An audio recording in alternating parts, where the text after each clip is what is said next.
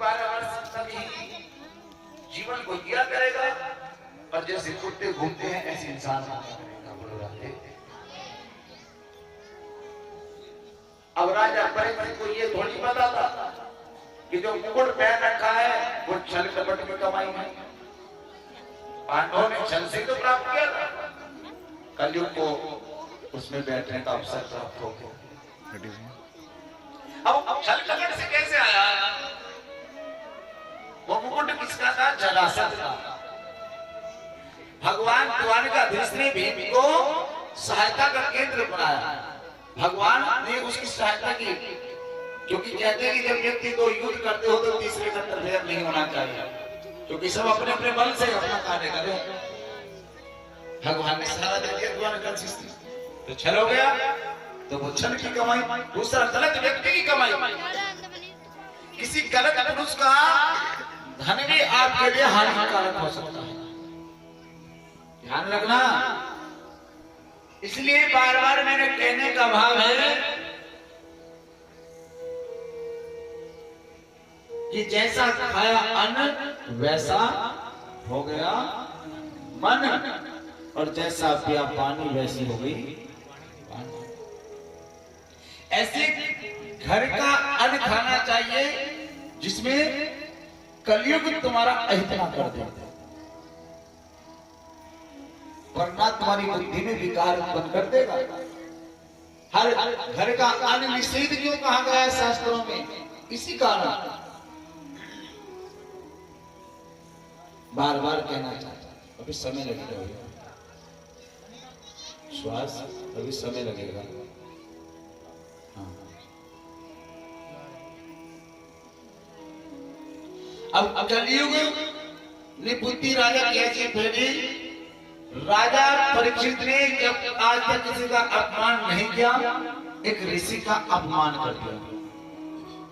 एक ऋषि समाधि में बैठे, प्राटक समाधि, और ऋषि का अपमान किया, लेकिन ऋषि ने कुछ नहीं कहा, वो समाधि में है।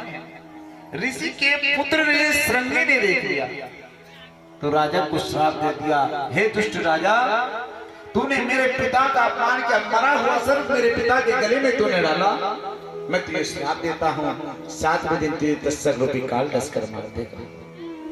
राजा परीक्षित कुछ नहीं पता मुझे क्या हुआ क्या मिला। घर आया, जब सर से मुकुट उतार कर रख दिया ना, तब एहसास हुआ। जब किसी की गलत वस्तु हमारे पास रहती है ना, तो बुद्धि जब तक बेकार रहती है, और जब वो दूर हो जाती है तो जब सोचते हैं आहा कितना बोझ था हमारे ऊपर, पाप का बोझ बड़ा भारी होता है। सबसे भारी क्या होता भारी? हाँ, अब ये पाप की गठरी का बोझ लोग सर पर रखे तो व्यक्ति दबता है। जब कितना भी धनपति हो जाए, पाप की कमाई को अपने पास रखेगा तो वो ऐसे रहेगा जैसे कुछ जानता नहीं। और जो पाप की कमाई में पुण्य की कमाई को अपने पास रखता है, जब वो 1 रुपया ही कमा रहा है तो वो खुलकर चलता है। बोलो राधे। क्योंकि वो दब नहीं रहा है, वो पुण्य को लेकर चल रहा है। इसी कारण जैसे परीक्षित महाराज के सर से वो पाप हटा तो उन्होंने स्मरण किया, अरे मुझसे पाप हो गया, मैंने किसी संत का अपमान कर दिया, मुझसे क्या हो गया, मैंने किसी संत का अपमान किया। राजा परीक्षित रोने लगे। क्यों? धोखे से अगर किसी का अपमान हो जाए तो उस भूल को स्वीकार कर लेना चाहिए। सनक ऋषि को पता चला कि मेरे पुत्र ने श्राप दे दिया। बोले कि तूने क्या कर दिया? ये कथा कहती है कि कभी भी किसी को बिना जाने बिना सोचे कभी दंड नहीं देना चाहिए, जब तक पता ना चल जाए कि कारण क्या था। मैं बार बार सभी जगह समझाता हूं, 4 व्यक्ति साथ में रहते हैं, उन 4 में से एक ने कुछ कटु वाक्य बोल दिया आपस में, तो उसको दंड मत देना, उसको गलत मत कहना। पहले उससे सोचो, उससे पूछो, अरे तूने ये बात क्यों बोला, क्या कारण था?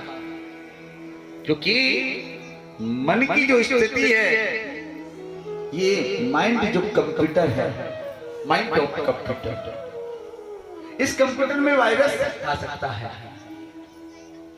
क्या पता उस समय कभी में मानसिक स्थिति खराब हो जाए किसी की। जब मानसिक स्थिति किसी की खराब हो जाती है, वो होती है रक्त संचार के रूप में। किसी व्यक्ति का ब्लड रक्त गाढ़ा होने लगे, ध्यान से सुनना, रक्त गाढ़ा होने लगे तो उसका बीपी बढ़ने लगेगा, बीपी बढ़ेगा तो क्रोध आएगा, बुद्धि में इधर उधर की बातें आएगी। रक्त के काले होने पर भी, इसलिए आज कथा के माध्यम से मैंने आपको ये बात बताई।